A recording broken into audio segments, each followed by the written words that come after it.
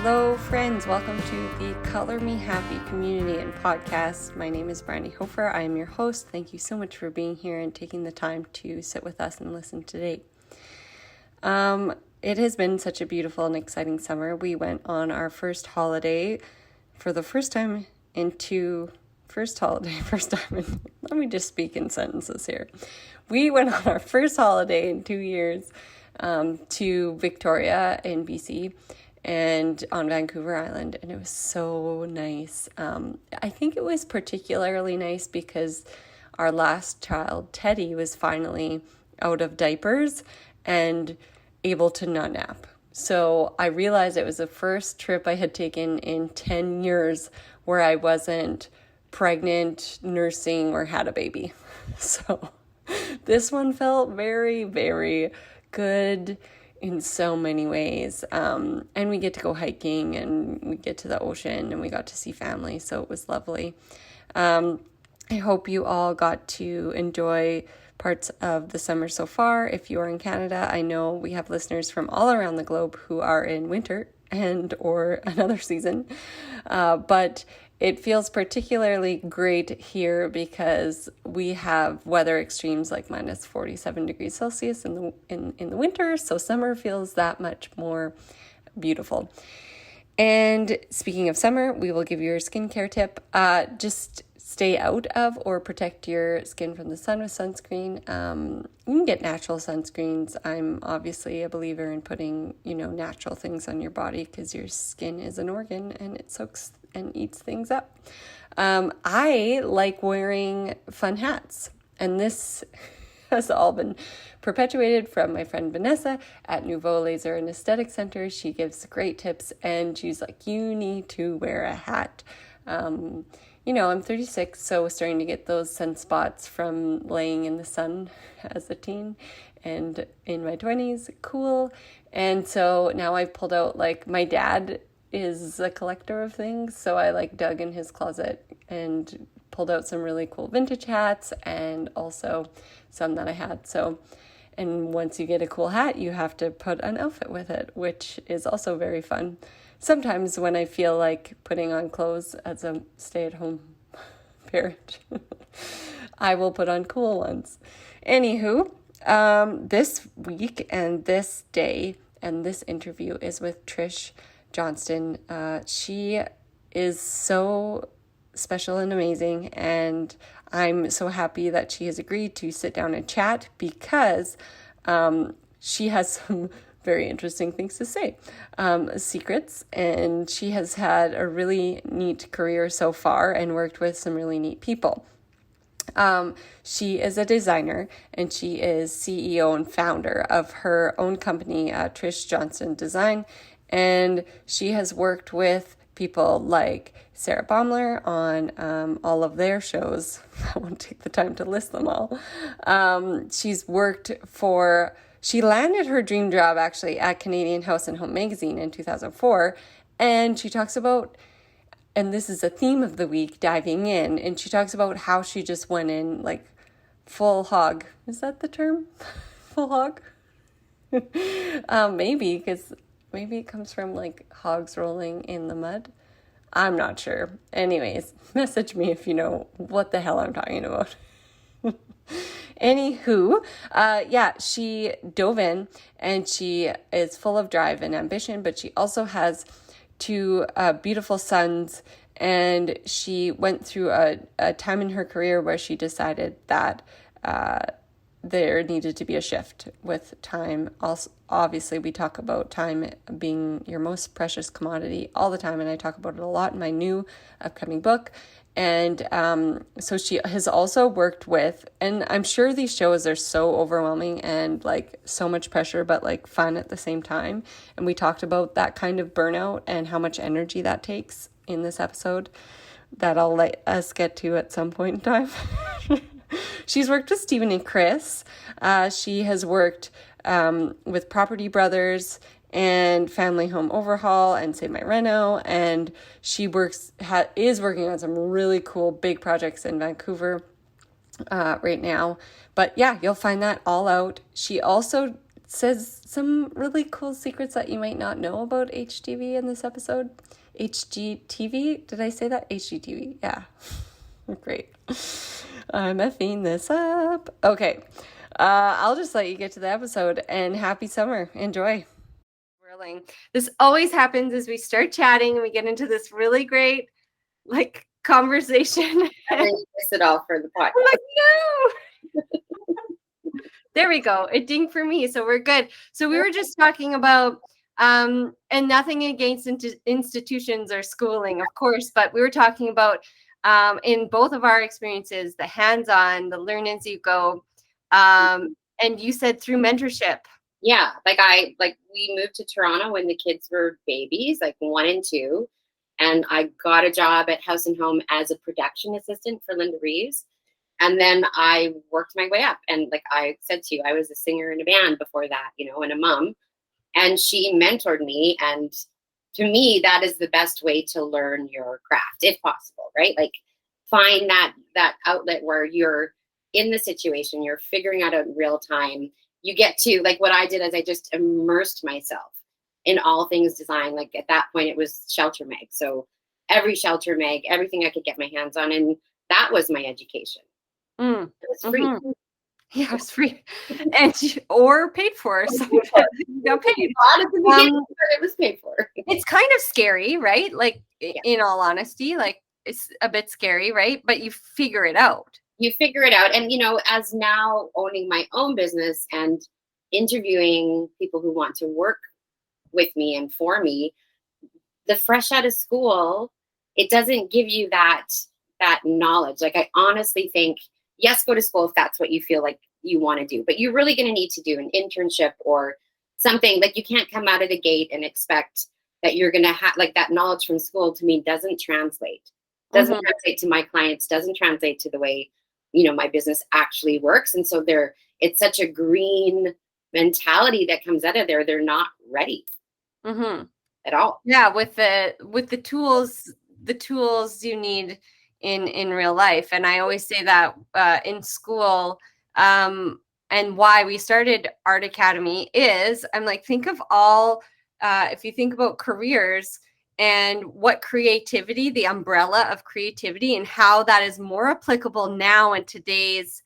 market or anything you're doing, to be creative and to be an outside of the box thinker is now more important than it ever has been. Right. And why aren't these kids learning, how to create something digitally, or how to express themselves in different ways, not just cookie cutter factory ways. Well, and not only that, but enjoying themselves. Yeah. If anything from the last 2 years has shown us is that we don't know how this world is going to go. Right. So, the flexibility you need to have, but you also, it kind of opened up for a lot of people, that ability to think outside the box and come up with something that was, unique to them and digital, or, could be done from home. But it also, I think, opened up a lot of people to be more creative. And I think that's, there's two schools of thought for sure. It's one is strictly academic. I'm a creator, have been my whole life, and that route didn't work for me. So I think that that's really important, that that's available for people to be able to choose. Mm-hmm. No, you're exactly right. So let's start from the beginning, because I just want to capture that. You were on such a beautiful rant. Trish, welcome. Thank you. It's been so nice to see you again. I haven't seen you forever. I know. I think so. We've met one time, and it would have been in 2006. No. No? Yeah. No. You know what, Trish? Did we even meet? Sure. No, you kids. Sorry. No, just your kids. I just met your kids. Yeah. So nice to meet you, Brandy. No, it seems like we should know one another for sure. But here for sure through. Oh, he left his phone. Oh, it's down here. Yeah. Your family came in 2006 when my partner and I. Sorry. When we first started dating, like the first month, I had like a black mohawk, faux hawk, and a lip ring. You did? And was that just my kids or was it Greg too? It was Greg and your kids, and they were really little and full of mischief. It was so cute. That's amazing. Yeah. Really. So you and I have not met face to face. No. So sorry, our husbands are cousins. Our husbands are cousins. Yeah. But we've been chatting online since when? Like 10 years? Almost 10 years. 2014 or 15, I think. I created that painting for you and Sarah. Yeah. Which is cool. And we'll talk about that more later. Brilliant.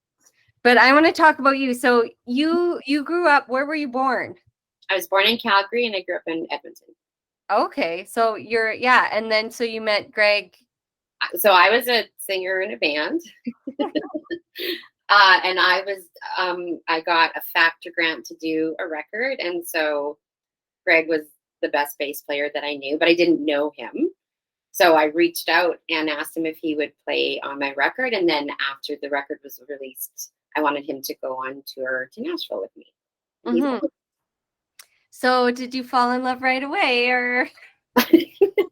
So we went on our first date December 18th, and we were engaged or decided to get married 6 weeks later. Oh my gosh, that is crazy. And then we got married. So we got married in July of that year. So 6 months after we met, we were married. So you just knew.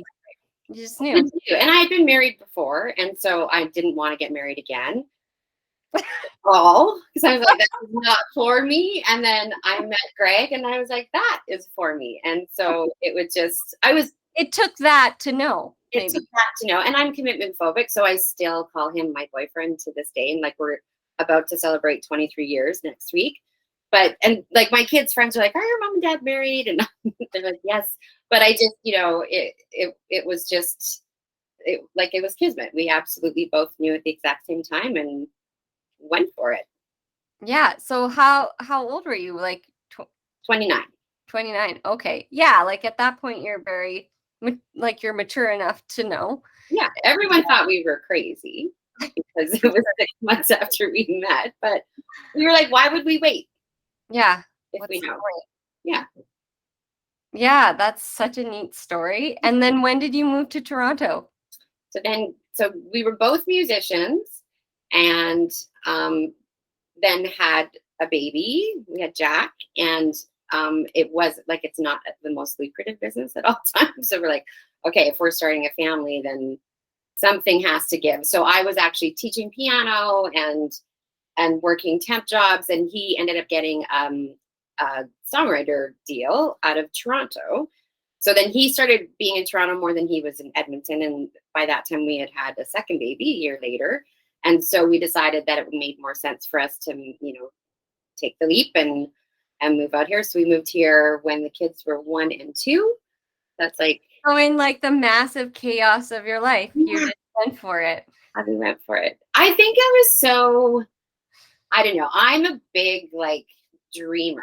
Like, always, there's always something on the horizon for me. That's kind of the way I work. So I'm always like thinking of things or dreaming of things, or, so to me, it was like, this was going to be so exciting. Let's do this. And, it didn't really hit me that we were moving across the country away from almost all of our family with a 1 and a 2-year-old to a city where we knew, 2 people, which was Greg's sister. And we were just going to start there. And we did. It was nuts. Yeah. And so what did you do when you got there? Because Greg went with a deal, right? So he was writing with, he worked out of a publishing office, and he was writing with other songwriters and producing and stuff like that. And for the first year we were here, I taught piano because that's what I knew.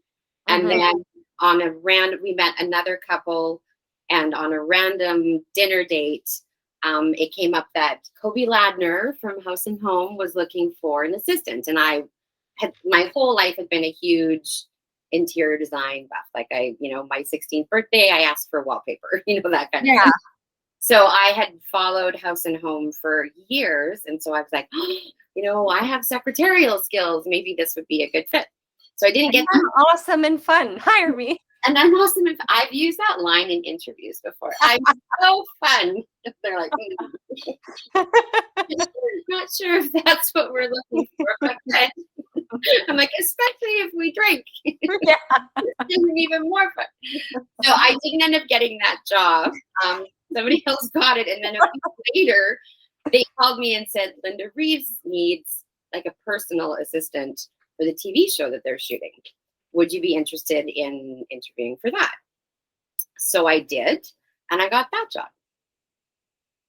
See, that's such a great thing. Like, you wanted something and it didn't work out, but then another opportunity that was meant for you opened up. I cried when I didn't get the Kobe job. Like, I wanted it so bad, but the Kobe job was an administrative path. And the Linda job ended up being a design path, and that's where I needed to be, but I didn't know it then. And so, it turned out exactly how it was supposed to. That's so cool. And how long did you stay in that role? Okay, so I started her as her personal assistant for the TV show. So I would drive her to the shoots. I'd pull her wardrobe. I'd make sure she had everything she needed. Kind of like Devil Wears Prada. I was Andy. The best way to describe it is this. Amazing. I've been Andy. And then I worked my way up to the lowly position of production assistant, which is the lowest rung you can be on the whole TV spectrum. So that's basically like you do whatever you're told. And I was like 35, 36, not young, doing that, right? So it was kind of like I had to swallow my pride a lot and go with the flow, and just there was days I hated it for sure. But then I got to know Linda more, and she got to know me more, and she saw that maybe I had an eye, and I was super organized. So we started doing the Princess Margaret lottery houses. I don't know if you guys have heard of that out there, but it's for the sick kids hospital here and everything. So it's a cancer based lottery, right? So we design the house, you buy tickets, you help the hospital, and then you win this beautiful house. So I started out doing that as like an assistant to a designer, and then I worked my way up to being a lead designer on 3 of those houses. Oh, wow. Yeah. That's when you learn. Yeah. Yeah. Like, well, we would break ground in January and shoot the house for the magazine in July. So that is crazy. And I did 5 of them, 5 years in a row. Wow. Yeah, it was so cool though. But yeah, that set you up for like, you're like, I know everything now. I know everything now. HVAC, electrical, plumbing. Yeah. No, because we have we have a building supply store, which I just call a wood shop, and he gets really annoyed. I know. So I do know some of the processes, and of course we built too, so like what goes into it. And of course I have friends in the industry here, and I do find it so fascinating, and it does have this gravitational pull. But at the end of the day, I had decided, I was like, well, I really just don't want to order appliances and organize people. That's what it came down to. Well, and it's also very like, my job goes so far beyond the design aspect or the build aspect. It's like people management skills, right? And when I have a husband and wife who don't agree and they're getting testy with each other, it's completely my job to step in and mediate and have them come to a solution that works for both of them. And and I also know, like I say, building a house or renovating is going to be the worst experience of your life when you're in that moment, because it actually can be like the stress of it, the money. And I'm like, it's like having a baby though. When it's done, you won't forget all that. You'll forget all of that, and it's going to be worth it. But it's really like, we really are inserted into our clients' most stressful time of their life. Yeah, and it takes this, it takes a lot of energy and patience on your part, right? And Like tons of patience. Tons of patience, and I'm always aware of what they're bringing in, like what their financial, commitment is, and that we can't give that money back. So we really, like, my clients are all friends of mine, like, and I've had clients for 10 years every time they buy a house, or, because I really take, what they're feeling super seriously. I want to make sure that it goes as smoothly as possible for them. And so that's, a huge part of this whole business that I own is, that aspect of it. So you did, you also did, like, did you do set design, or you worked with other people in HGTV too? No, so this is a little known secret, but so I can't even count how many HGTV shows I did. Some on camera, and then I did a ton of them, all the design behind the scenes. So as the designer, so whoever the designer of that show was, I would design for them, and I would have conversations with them, but I would do the entire design so that it looked like something that they would do and that they wanted to stand in front of. Yeah, which is, that is kind of a big secret. So secrets revealed, which is pretty crazy, right? And it's so much goes on that the viewer just doesn't know about. But when you're on the face of something, it doesn't mean that you did it all. I know. I get it. Like there's hosts. They're hosts, right? So they're TV hosts, and a lot of them have a design background. And then I can tell you the ones that actually do the design, because there are a couple that do, but most of them are hosts. And because they're the hosts, it also means that their schedule is busier, and like they're doing all of those episodes, on camera, and so they need somebody to be actually doing the work behind them so that the show keeps going. Yeah, it's a lot. Like they, especially women, I think, get such a bad rap. I was talking about this with my studio manager the other day. We're like Oprah and Ellen, and people always come after them. They're so mean and they're so terrible, and because we did a live thing and there was 6 women, and hosting and visiting and making it all happen. It's exhausting, and I was exhausted, but I like aspects of it, and obviously I'm not comparing myself to those women because there's so much more going on, but like they just have to take their time to themselves. They're not being mean to everyone. That's what they need. Like that's what they need. Yeah, so much part of energy, right? Yeah, like, and 1,000% on. I've done, like, I was on and look like it's exhausting. Like, you put so much out. I was just about to say I was on Stephen and Chris for 4 seasons as a design expert, and every episode you're there, like the prep of it, like what are you doing? And there was like a studio setup, and then there'd be a house tour, and then you're in the studio audience, and you're interacting with those guys. And I would come off set, and you have so much energy when you're on set because you're feeding from it's like a high. Yeah, that you just, like, I would have to have a nap every time. Come home, have a nap, and then you can process and proceed, kind of thing. Yeah, because at that point it's like everyone's being paid to be there, and it has to go like accordingly, right? It's a lot of pressure. Yeah, I bet. Beyond. Yeah, it's fun though. I mean, like I was saying to you, there's a part of me that really likes that immediate gratification of the media part of my job. So you also talk about some of the on-camera. So I did Stephen and Chris for 4 years, and then I did House of Bryan with Bryan and Sarah Baeumler, which is where I got to use your beautiful art. So we designed their house in the country, in close to Toronto. But that was a great experience, and that was a huge house. And we really, I think that Sarah before that she'd already hired a designer that just was on the show and designed it. And she has a great eye. So when her and I met, we immediately became friends as well. So I was like, you collaborate with me. Let's, make sure that this house is, your dream finished home. And she went for it. And, part of that was we came up with that whole little area off the living room. Like, it was unexpected. And then we had this gorgeous piece of art from you, and it was really a stunning moment in her house, and she loved it. Oh, thank Now you. I know Yeah, I was like, that was such a crazy call. I was like, I like this idea. Can you do this idea? I wasn't even at home when I got the call. We were coming home. We had just landed, which I don't fly a lot or travel. Like, don't think I'm such a homebody. But I just landed from, well, we had just landed and gotten in our vehicle. And then the call from Greg and can you do this? Like, can you do it in 2 weeks with shipping? Can you do it in 2 weeks?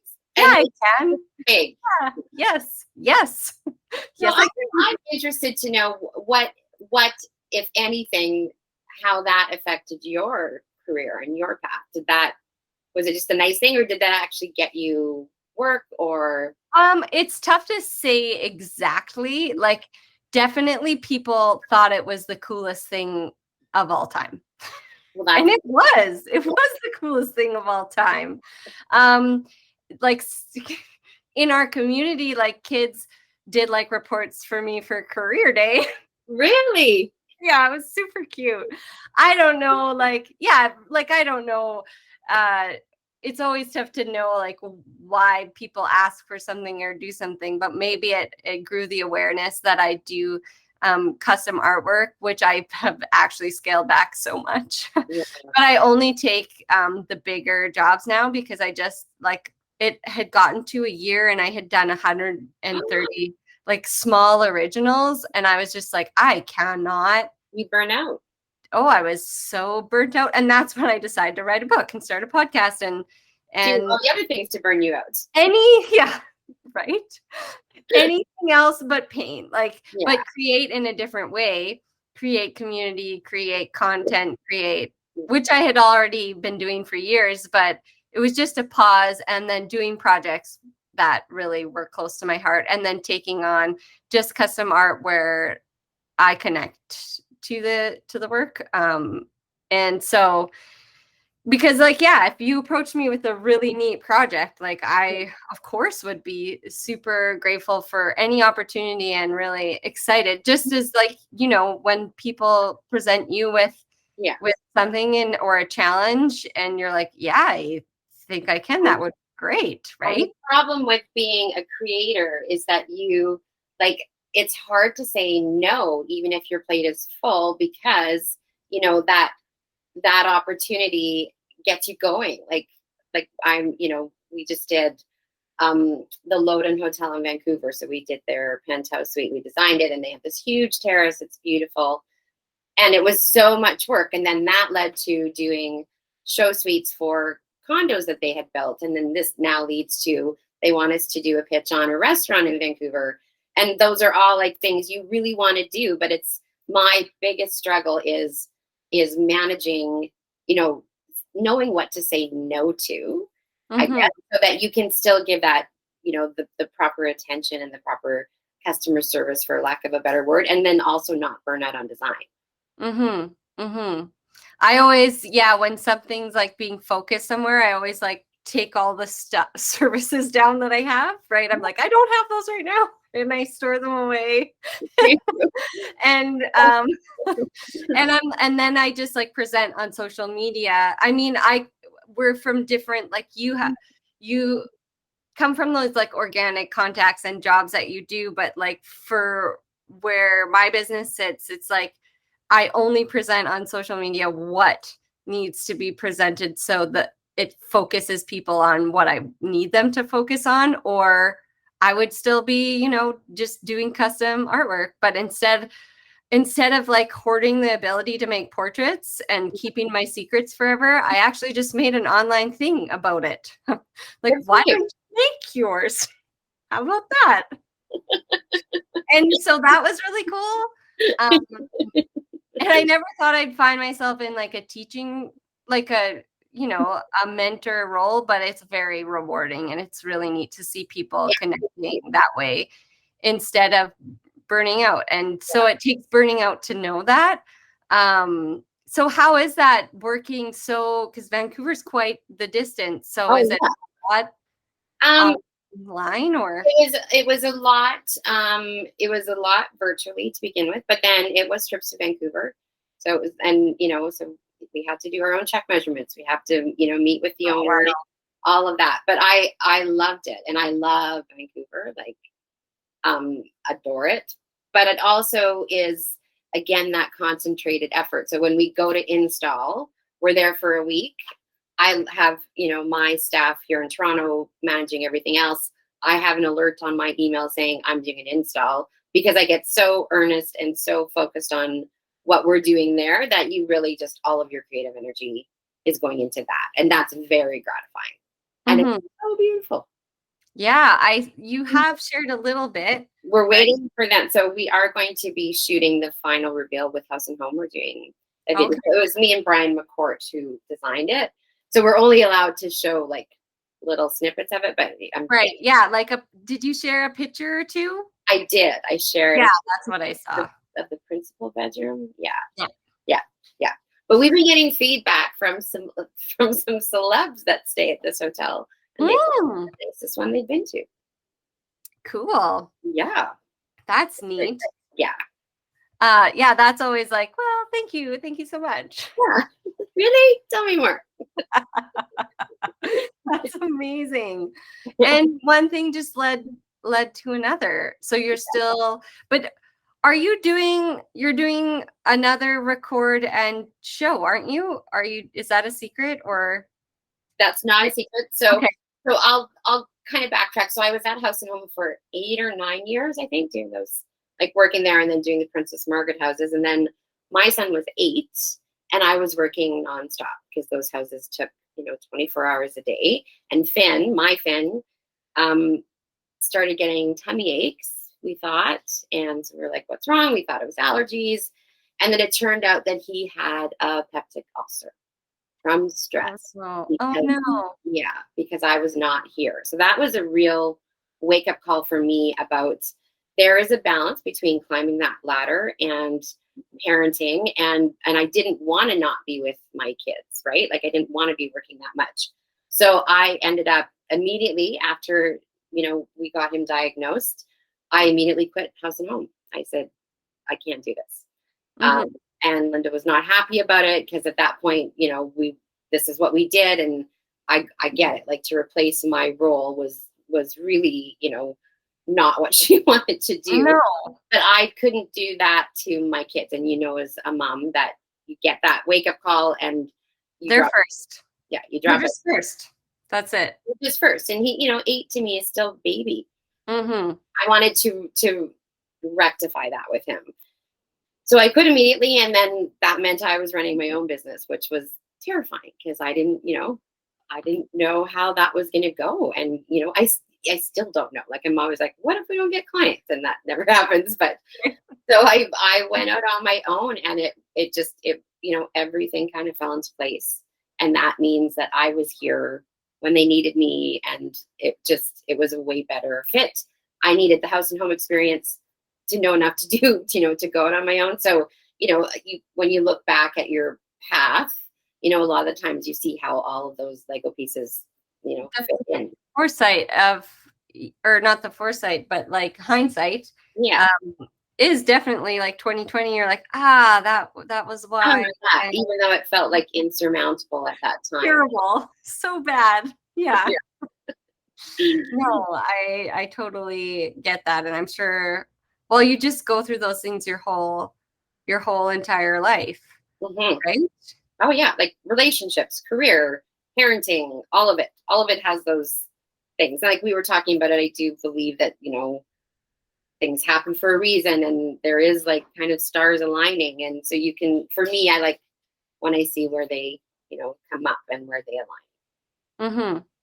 So since the moment that you let go of that like full-time position, you have just been like, it's your business with contracts. So it's my full design business, and so I did Stephen and Chris after I left House and Home. I did House of Bryan with Brian and Sarah. I did Cerulmar, their hotel in the Bahamas with them. Talk about that. Oh. That was a trip in no pun intended for all of us, I gotta say. So there was a lot of moments of, did they bite off more they could chew? And I'm good friends with both of them. So I was along for that ride. So I was like, did you bite off more than you can chew here? And yeah, and the logistics of getting that hotel done we had no idea. We had no idea. And then we're living on site in a not renoed facility in the middle of a basically deserted island. And we're all from Canada where it's not hot. Well, I like the heat. That part I was good with. You like it that hot? Yeah, I do. I always think I do. I love the ocean, but then I get like sick because it's so hot. It's different. It's so hot. I didn't like the mosquitoes. I didn't like the sharks. I didn't like what? So I was planning on one day I wanted to go there, but you can go there now. But when we started there, it was like uninhabited. Yeah, so it was wild. So there was nobody spraying for mosquitoes or scorpions, and sharks had no idea that people would go swimming in their ocean. Why I live here is there's no giant weird things that will get you. Yeah. So it was really intense. And then it also, it started to impact my business because like we originally thought I'd be there maybe a week, a month, right? So that seemed reasonable, but the workload was crazy. So I kind of had to make a choice between staying on with them and not having my own business or, letting them continue on their way and having my own business. And I chose to have my own business. Mm-hmm. Yeah. And I was like, I didn't want to be away that much. My kids were then like 10 and 11, no, 12 and 13, still young. So wow. Here, yeah. Was it that long ago? Oh my maybe God. Maybe not. Maybe they were like, I don't know. I'm so old, Brandy. I can't remember. No, you're not. But it might have been like when you think of when it started, right? So yeah, like they were working on their house in 2014 or 15. So yeah, I like right after. Yeah. Right after. And it was like a year of planning. And then we were there. Did they ever think, I want to enjoy my home and take a break? They did. They will tell you that. They really did, but they got through it, and it's a beautiful resort. But it is. I'm just gonna throw it out there. Do you need someone to come do art at your resort, or I'll put in a word for you. Any patrons who love to make art? Yeah. Well, I happen to know that Sarah loves your art so much. They're in Florida now, full time, living there. Right. And she brought your piece down with her. That was special. Yeah. And you let me know, and I appreciate that. And I loved seeing, but what's funny, and you said, does it affect me and my business? But it really does, because like 20 people sent me the video of, I always call it videotaping because I'm not that young, but it's phone recording. I call it video as well. Videotaping. Yeah. So they videotaped the TV. Like I got so many of the, and actually they let me know before I knew. Like I didn't know when it was coming, or you had been like, you're gonna be excited, and that's about all that you said.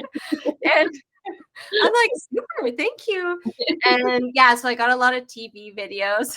That's amazing. That I'm always blown away by, the projects that you do and the scale and the ambition and where I come from and how I grew up.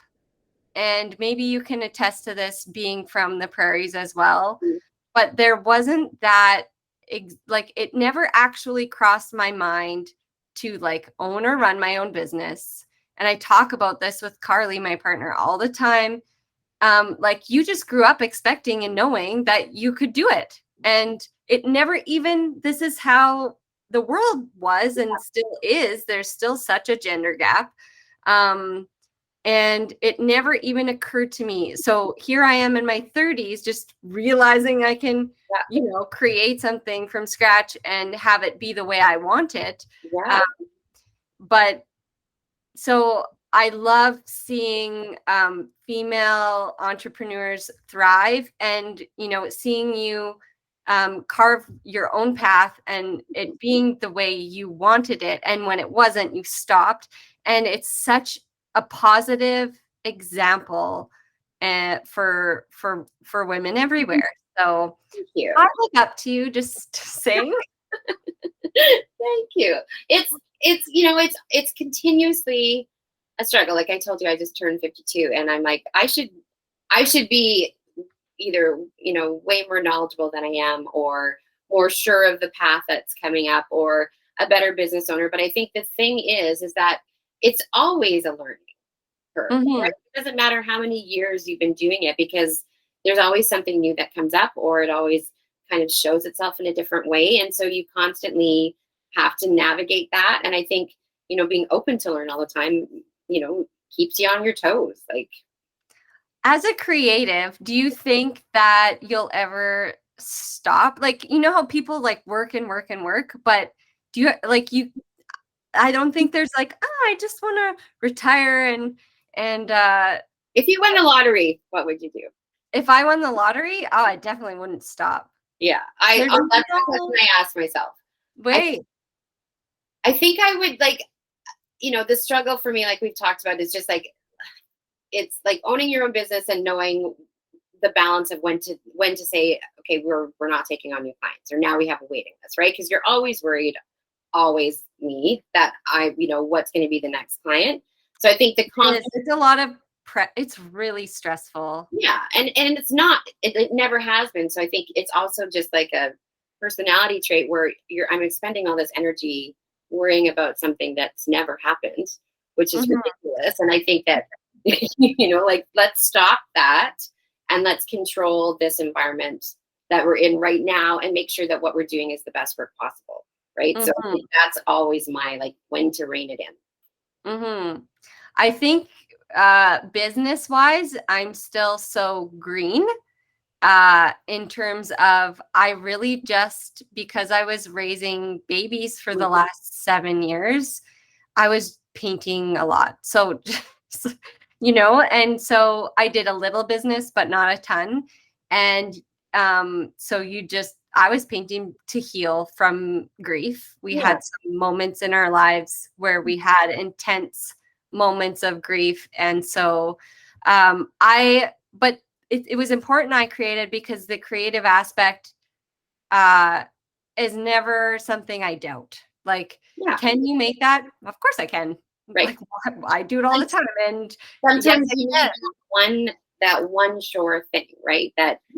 And so my art collector, who has the Saskatchewan network for art collecting, he's like, no, don't sell that, because what if we need it for this? And I'm like, I'll just make you another one.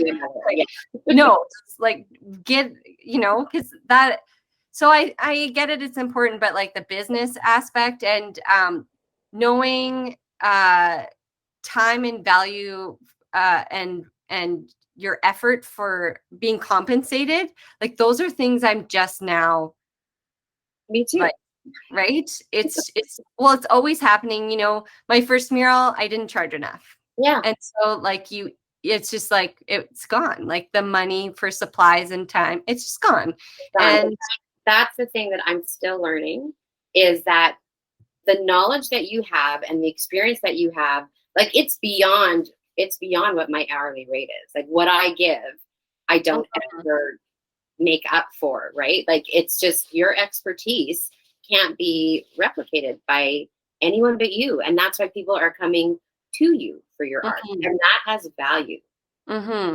Oh yeah. And it was years of, getting to the point where you're confident as a creative, right? Like that took time for you too. I'm just like obsessively like, I need to put some passive and sustainable, set up some of those. Yeah. To be able to keep creating new things and figuring that out. Right. Right.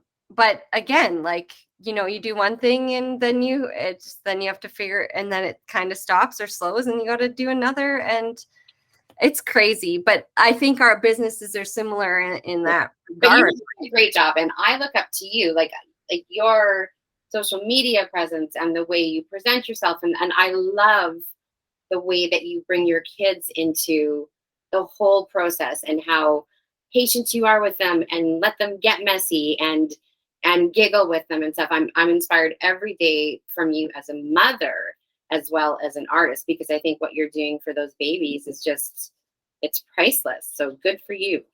Thanks, Trish, so much. I think so. The art world, I don't know, and I don't know if the listeners know this, but it's still 28% were like represented by females, 20. and only 28%, right? Still, and then Canadian business is only 16% female business owners, so it's even worse. But when I started, and it's still happening, when I showed up with my kids and when I show up with my kids, and I'm so glad I did, because I'm just seeing now after 8 years is that I affected other female creatives in my industry.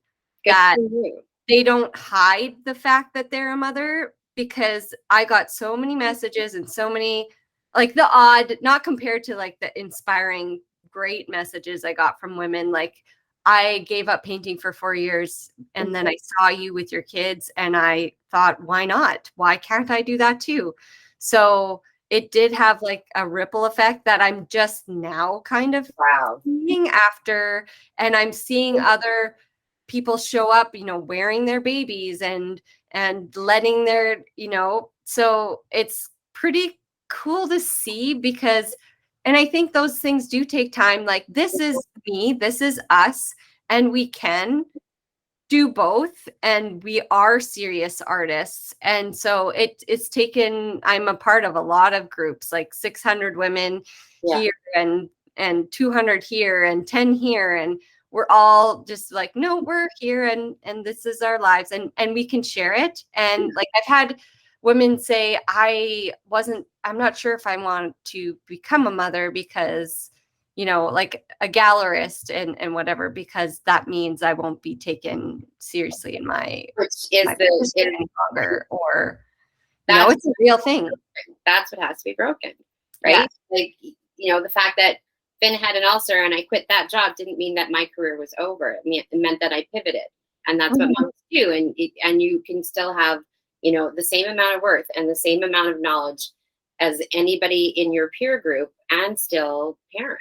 Like, it's tricky, but it's doable. And I think that you bringing your kids into the whole business of your art was the best possible thing you could do, because it allowed you to like open up that side of what you can create and still parent and still give them an experience and still be top of your game. So it's like good on you. No, I think it's important to show the human side of ourselves. Yeah. Well, right? Totally. And why shouldn't we? Like, just because guys don't. No.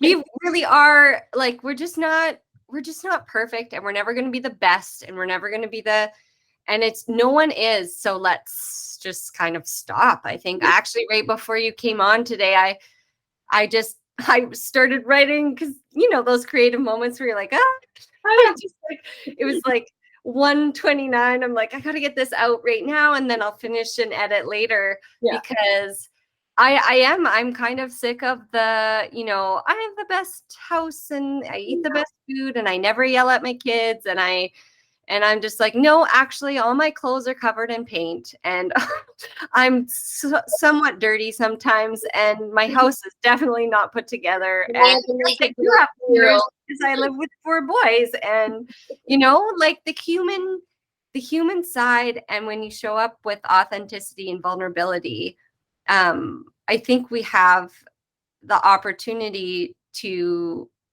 inspire others. Yes.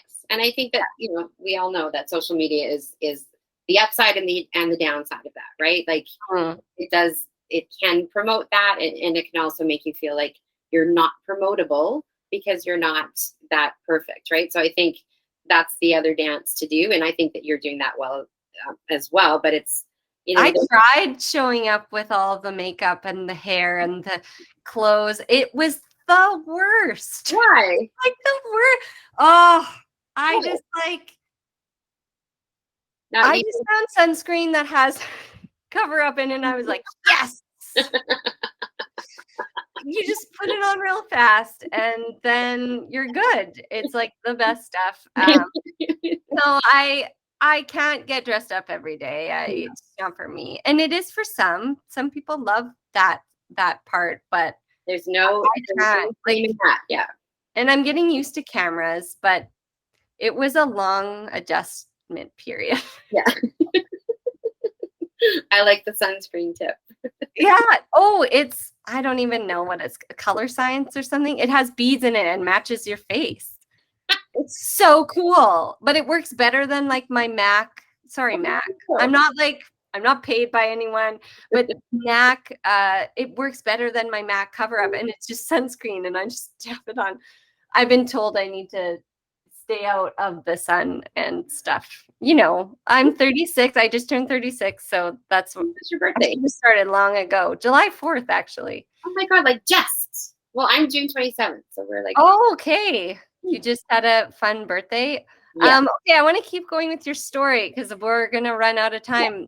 Yeah. We're probably out of time because that's how it goes. But you worked on the Baeumler project, but then you stopped. And so what did you find yourself in after that? I found that, the older I got, like, again, that whole balance thing, I didn't want to. Greg, what do you call it when we worked, like? Oh, Greg's right there. Carly's right here too. They just get nosier and nosier and nosier, and they come closer and closer. He has a term for it that I can't think of right now, but I didn't want to work myself to the bone. I didn't want to have that kind of stress. Yeah. Working, he calls it, where I just go so hard, like 12. What is it? Stunt working, he calls it. Stunt working. Yeah. So I needed to not have that, like I needed to reclaim balance again. So I just left them go for it and then just came back to my own design firm, which was better for me. Yeah. And good timing probably, right? Like it's not my hotel. It's not my TV show. It's not my life. And I think that, you can get, swept up into that world, but it's not what I wanted. And I'm happy for them to have it and they're great at it, but that's not where I wanted. I didn't see myself going there. So I was like, okay, get out of that and let's just continue. So like really my company is very much residentially based. And then we do like the places in Vancouver and stuff, but it's like my relationships with my clients and design, which is a really sweet place to be when I'm managing it correctly. Doesn't seem like often enough. Yeah. And so are you and Greg working on a project together too? Yeah. So we had a place in the Dominican, a condo in the Dominican for 6 years. And then when the pandemic started coming down the train tracks, Greg was like ahead of everybody by about 5 weeks, I'm going to say. He was sounding the alarm bells and me and the boys were like, you're crazy. What are you talking about? Why do you have this like 5-pound bag of rice in the closet? Like, what's the are you hoarding? But he was right. And so we were like, if we don't put this on the market right now before the world shuts down, we're going to lose our whole investment. And we wouldn't have been able to go there. And it's like we were in it worked out. Yeah. So it's great. Yeah. So we sold it before anything shut down and signed the papers on the day like the world shut down. What? So yeah. So then I wanted to have still like an escape and, we wanted to invest that money again. So we bought this like crappy, I call it my grandma house for 2 reasons. Because I think my grandkids will like it there. And it feels like a nice granny lived there before us. So like not nice, this house, like not good, but we got it for a great price. And so we started doing web series with House and Home on the renovation of it. We're actually going tomorrow to finish the reveal for the second part, which we're shooting next Friday. So is it available online now? Like, so it's two videos on House and Home right now. It's in my link in my Instagram, and then we're shooting the outdoors. We did the kitchen and the dining, and now we're doing we did the bunkie and some landscaping, and it's really cute. Okay. So we're going on holiday on Sunday to Bear Mountain in Victoria, with the whole Clausen nice family. Yeah. So we'll watch it together. Well, it won't be released yet. What? I thought you said there's like two, or there's two. Yeah, there's two that are on there. So watch that then. Yeah. I'm actually going to send you to your email. I'll send you the rough cuts first, because you guys will get a kick out of that. Oh yeah, please do. Yeah, well, they'll love that. We're really excited to. I'm like half excited to go. That'll be fun. It'll be fun, but it's not. It's not fun with my kids. Oh, too many. Well, they get up at like 6:30 a.m. and no one does anything until like 9:30, 10, right? And then they just bounce off. Like, we get in trouble in hotels. Like, we always get reported. You do not. We do. People, last time they were actually specifically there, I was super pregnant with Teddy, and Finn and Gus were so loud in the mornings that this lady like verbally attacked me about the loudness of my children. Oh, I'm sorry. That mean lady. So bad, but like, I'm like, she's like, they were up at 6 a.m. I was like, I know. I know. I was here. I agree. They are super loud. I don't like it either. Yeah. So it's like, I'm totally joking. I love going because there's hiking and biking and stuff. Yeah. And I, of course, we're prairie. So yeah, we don't get ocean hiking, biking. So I'm super excited. But it's also the packing up for kids. Like, so much stuff. I'm just like, I'm so done with the hauling of the shit that I'm like, everyone gets like 1 or 2 outfits and that's all we get. And we'll wash them. Or you can run into the ocean and come out and now you're clean. I don't know what I'll do, but like, I'm so over it all. I think, with the third, it's just like, it's so chaotic that you just kind of hit a fuck it sort of. You can't be that dirty. How dirty can they be? When my book comes out, you can read it or listen to it and know that they have smeared their own poop in places or eaten it. You're so gross, Trish. That's disgusting. I never thought my life would look like it does. Mine didn't ever do that. Thank God. I think my kids had a very good finger on the pulse of what would set me over the edge. And then you're like, well, let's not do that. No one's like cut off their own hair yet or done anything too bad. But yeah, they always surprise me every one morning, like a few months ago, they dumped a cold glass of water on my face. What? The morning. I was just like, wow. While you were sleeping? Yes. Nice.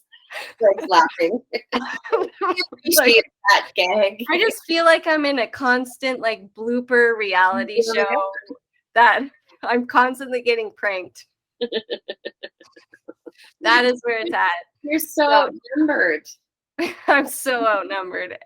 But, there's times where it gets balanced out, kind of. Yeah. At least we have a niece, Charlotte. So Charlotte is adorable. Yeah. I'm packing her. She gets all the treats and gifts, but I'm like packing her. I have a whole stack of, we're going to do our sketchbooks on our vacation. It's going to be super cute and fun. How old is she now? She's turning 5. Oh my God. Yeah, so she's so sweet. Yeah, so you built this house and you want your grandchildren in it? We build it. We bought it. You bought it you're renovating, right? Yeah. It's super cute and it's coming together really nicely. But yeah, I felt like I can't wait to be a grandma. So I'm always like, oh, and no pressure, guys. Yeah, no pressure. Well, I'm like, come on, guys. Just, I'll take the baby. Yeah. They're not into it. No. No. I get it. I think it's a beautiful stage of life. Yeah. They know I'm looking forward to it, so I don't think they're gonna wait too long, hopefully. I say knocking on wood. Anyways, I just saw it was a great place for our family to go as we're entering this next stage, right? Like it's more me and Greg, not me and Greg and the kids as much. And then so it's a great place for us to go, and then it will be a great place for them to come with their partners and then with the babies. And it's calm. I feel like I really needed some calm, and that's what we found. Mm-hmm. Mm-hmm. Oh, that's beautiful. Mm-hmm. Okay. And the river. You guys have to come. Yeah. Well, be careful. Now that you know, do you want to invite us anywhere?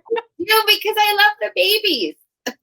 Oh my gosh, you would love Teddy. Oh yeah. He's like it's his name. Like he is a snuggly, like sweet, like every moment he just gives hugs, and it's well, yeah, he's easy to fall in love with. Yeah, I would fall in love with all of them immediately, guaranteed. And they would fall in love with me too. Yeah. Luke's little guy, Bo, he's 2, almost 3.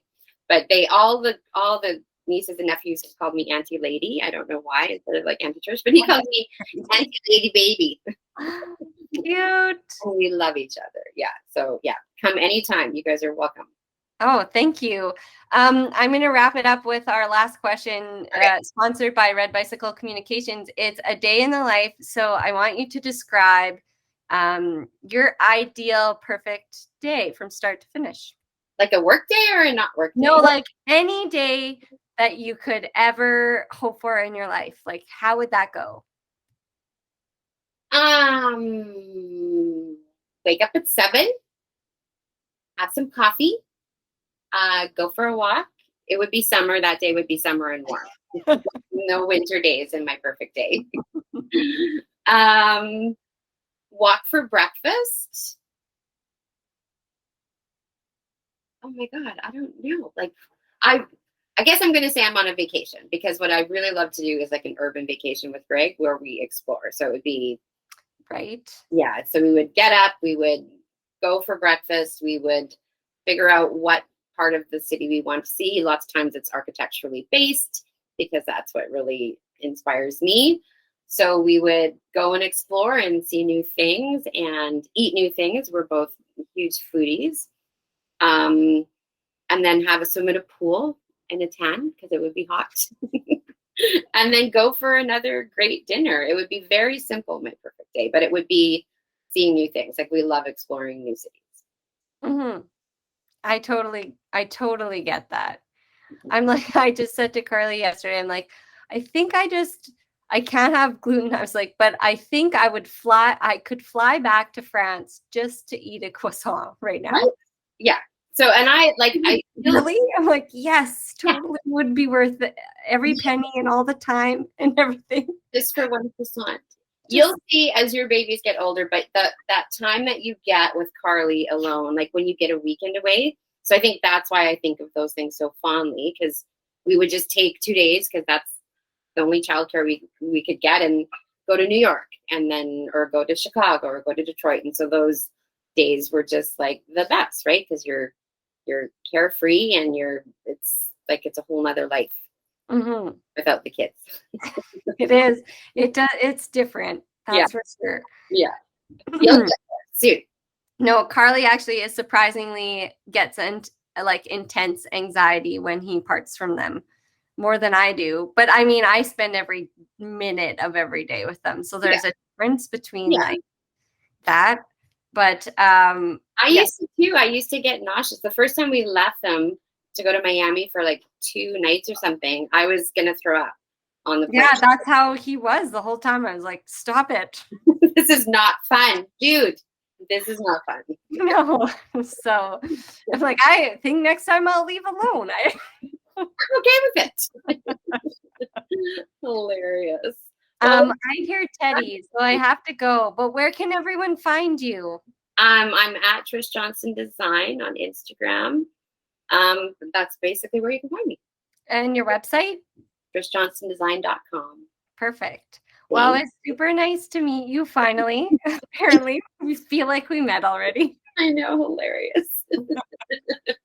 Right, you guys come out and see us. Yeah, deal. Deal.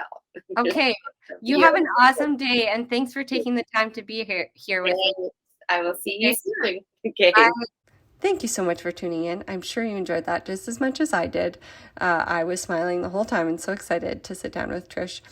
You can find her at trishjohnstondesign.com or Trish Johnston Design on Instagram as well. She is super kind, and feel free to reach out with her with all your design questions and needs. Yeah, so also thank you to Red Bicycle Communications. I love that last question where, hearing about people's ideal perfect day. And we actually just talked about that subject. I was interviewed yesterday on the Visionary Art Collective's new podcast that is launching soon with Victoria J.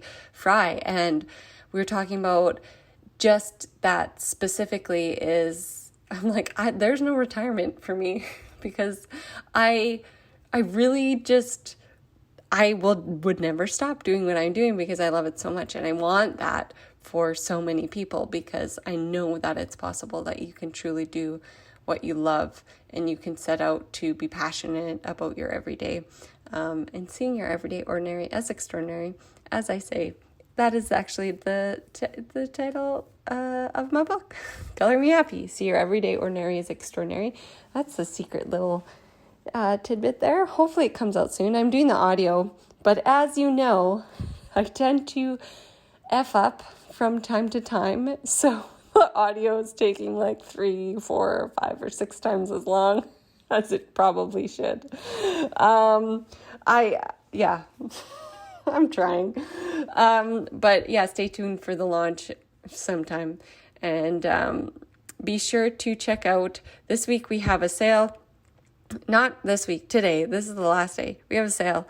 And you can save 50% off of all our prints in the print shop at code SUMMER. And you can also check out our classes. We have a $10 off coupon code LOVE for our portrait class, which people are loving, by the way, like big time.